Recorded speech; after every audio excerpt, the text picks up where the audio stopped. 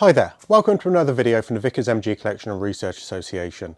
This one's a real focus on Australian equipment and the Australian use of the Vickers. It may turn into a bit of a ramble and an exploration of what I don't actually know about the Australian Vickers machine guns and the use, which is probably quite a lot. And people that are watching this, if you do know stuff that we haven't covered, please do chip in.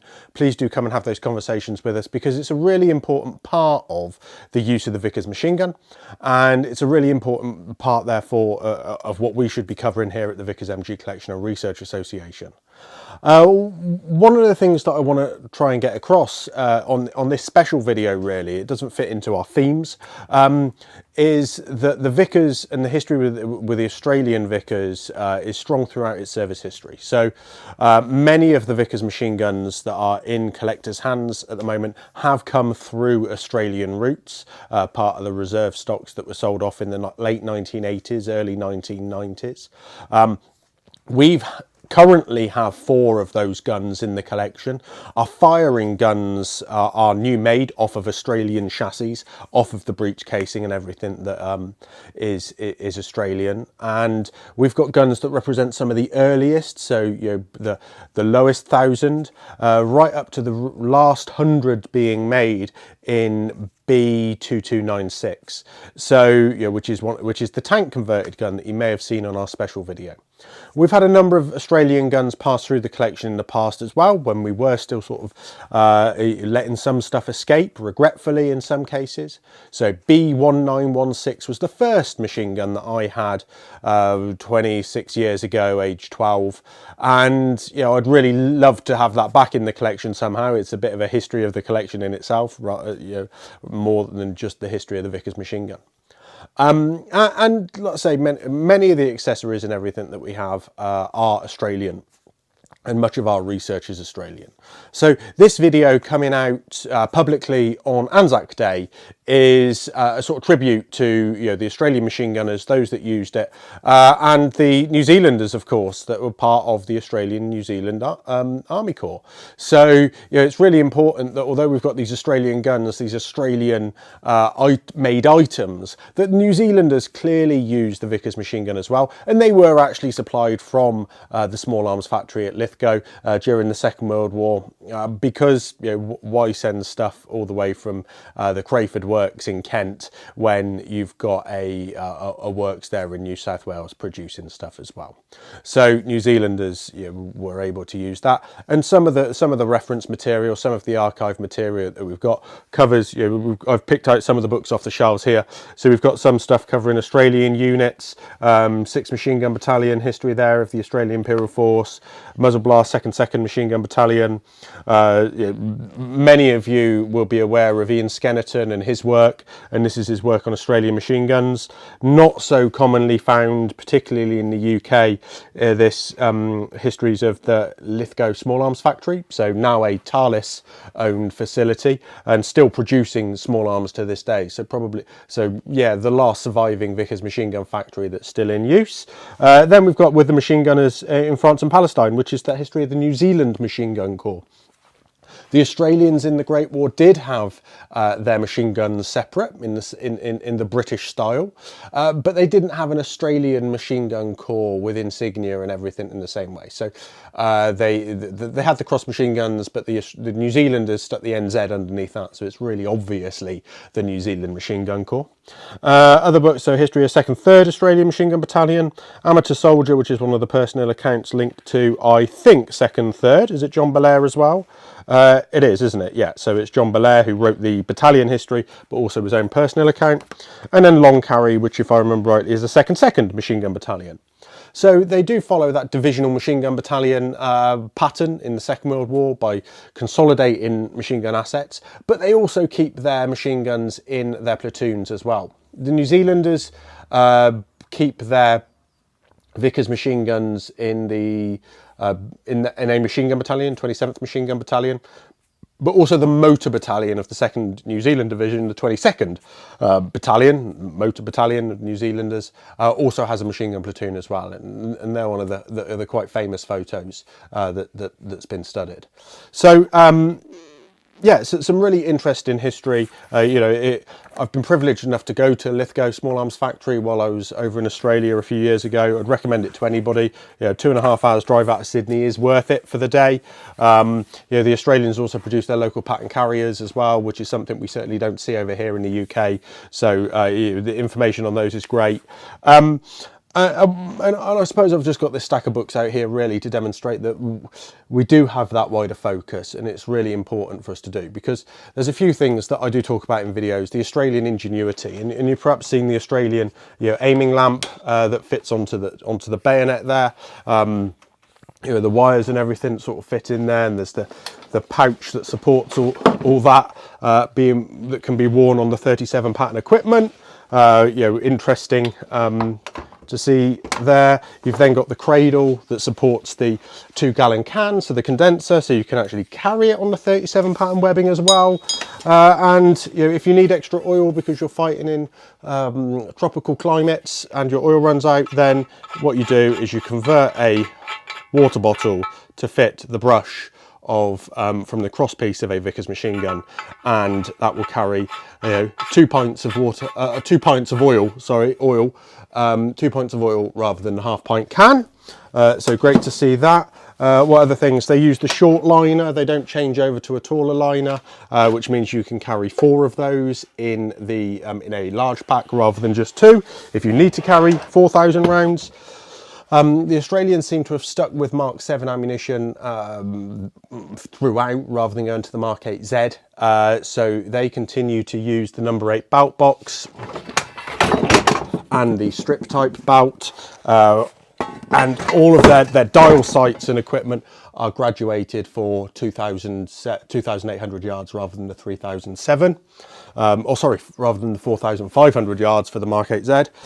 Things like this are great as well. So Australian military forces buttons there on the Cape machine gunners. We've got loads of Australian manuals in the collection, and you hopefully will recognise the barrel casing as well, with the 2 straps there that support the rifle slings on there, and then onto the cross piece, and you can carry it like a backpack. Absolutely, you know, the Australian ingenuity with their guns and equipment is brilliant, and it's something that we admire and are trying to share more of when we can. That doesn't want to stay up there.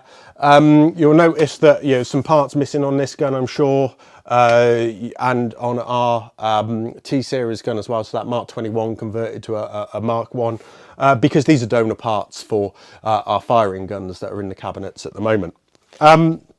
So yeah, so we do have to strip some items off display sometimes to get things working, but you may have seen some of the recent videos and clips that we've been sharing that really do show how we've still got these guns in service. You know, we are still firing them. 10 days ago we put 1,000 rounds through a couple of those guns, so albeit blank, you know, they still are absolutely essential to what we're doing, and we do have those surviving Vickers machine guns.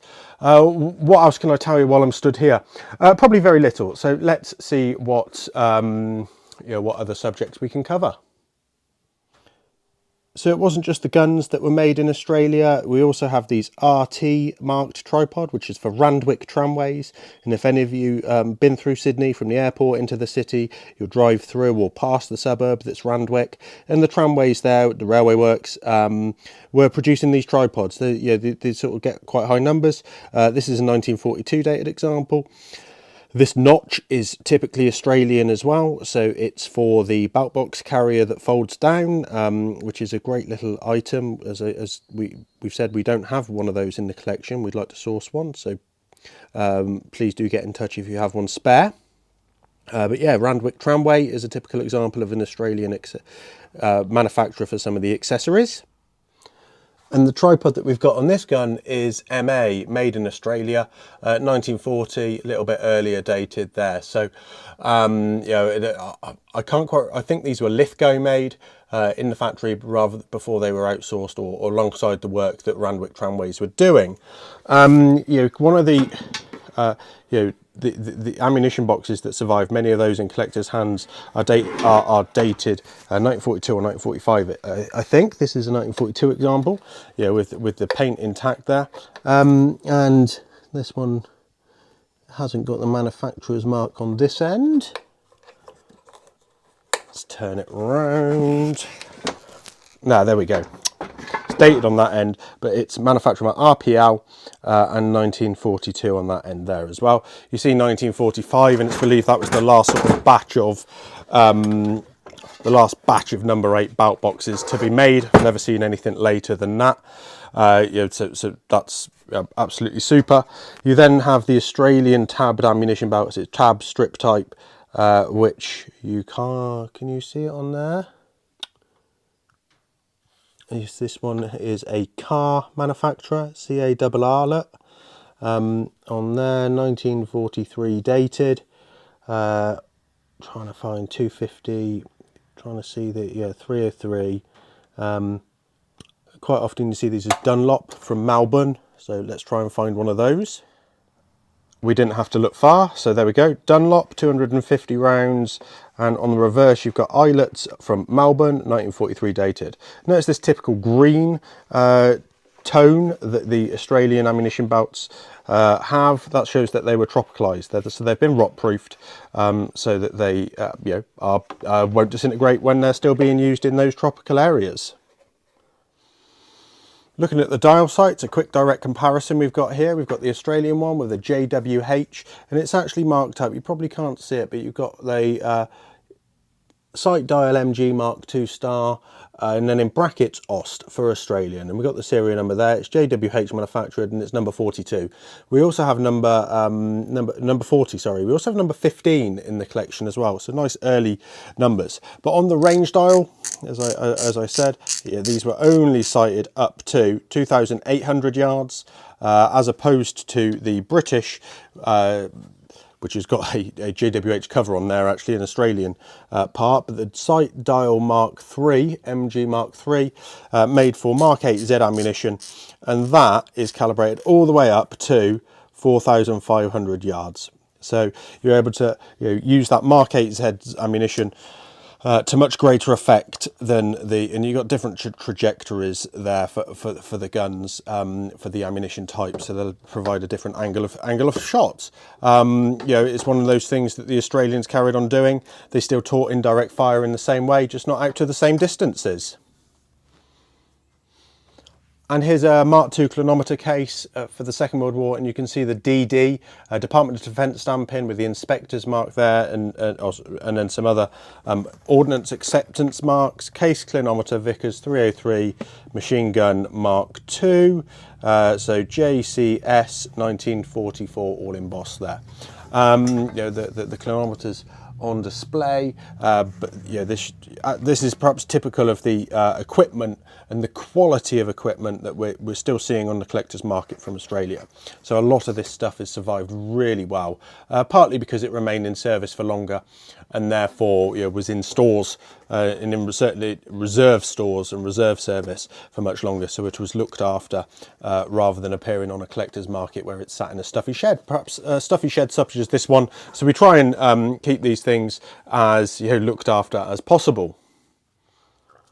And here is that clinometer from that case. So this is that 1944 example, JS and S or JS and G, JS and S, let's go with, or OS and S even. Oh, my reading, terrible. The catalogue number VE0067, serial number for the clinometer there.